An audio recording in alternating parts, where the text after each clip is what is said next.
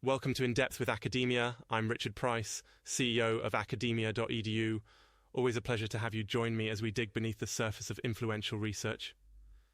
Today, we're talking all about a topic that, honestly, probably shaped the last purchase you made, whether you realized it or not: scarcity. And not just any scarcity, but the psychology of scarcity in modern marketing.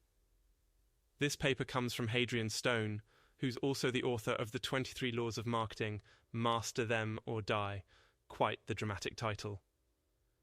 Before we jump in, I want to remind everyone, I'm here to neutrally present what the paper offers. I'm not here to endorse, challenge, or refute. Think of me as your friendly guide through today's research landscape. Okay, so let's get started. The core question Hadrian Stone asks is, why do we lose our rational minds as soon as we're told something is running out? Why is scarcity, whether it's a limited edition sneaker or a nearly sold out concert, such a powerful motivator? And critically, what does this mean for modern marketing strategies? Now, it might seem obvious at first: if there's less of something, people want it more, right? But this paper dives deeper. Why does this scarcity effect override our sense of logic? Why do we sometimes act with urgency or even panic when alternatives might be available? And why has scarcity become such a centerpiece in today's digital and consumer economies? You might be thinking, what's the big deal about scarcity anyway? It's everywhere after all.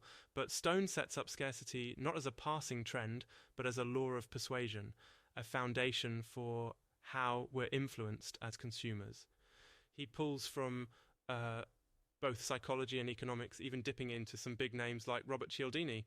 If you've heard of the famous influence book, that's the one. Stone highlights two big insights.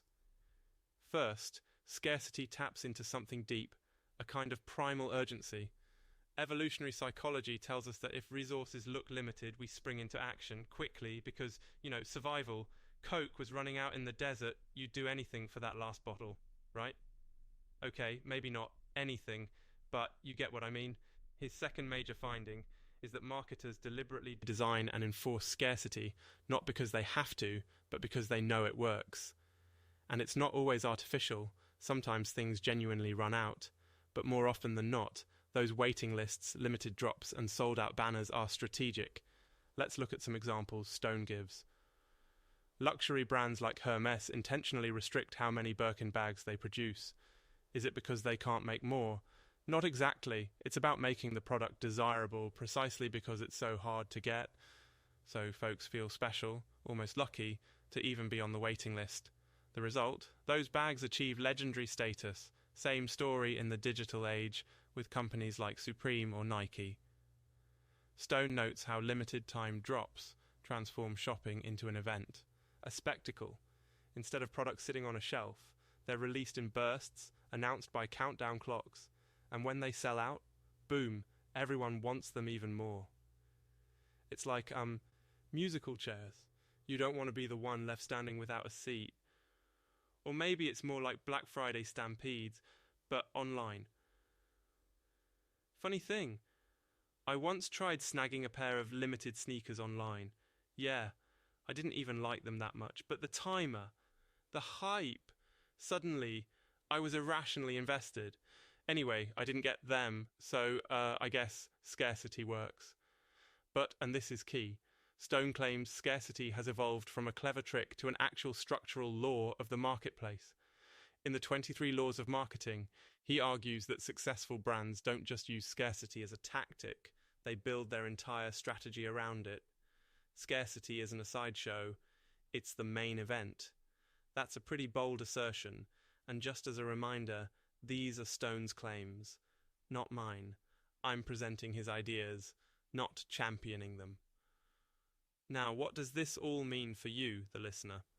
Well, the next time you see only 2 left in stock or get an invite to an exclusive limited edition release, you'll understand there's a psychology at work.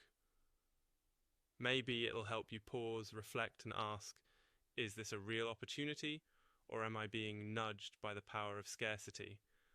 On the flip side, if you're a marketer or entrepreneur, maybe you'll see why scarcity strategies, when done transparently, can truly move the needle. I think this paper reminds us that academic research isn't about absolute truth.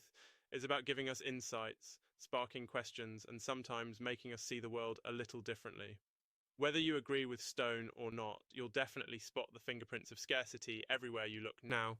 So next time you reach for something almost gone, take a breath. You might just realize your instincts are being guided by rules decades or centuries in the making. That's it for today. Thanks for joining me on In Depth with Academia. Until next time, keep questioning, keep exploring, and maybe don't panic if that item's almost out of stock.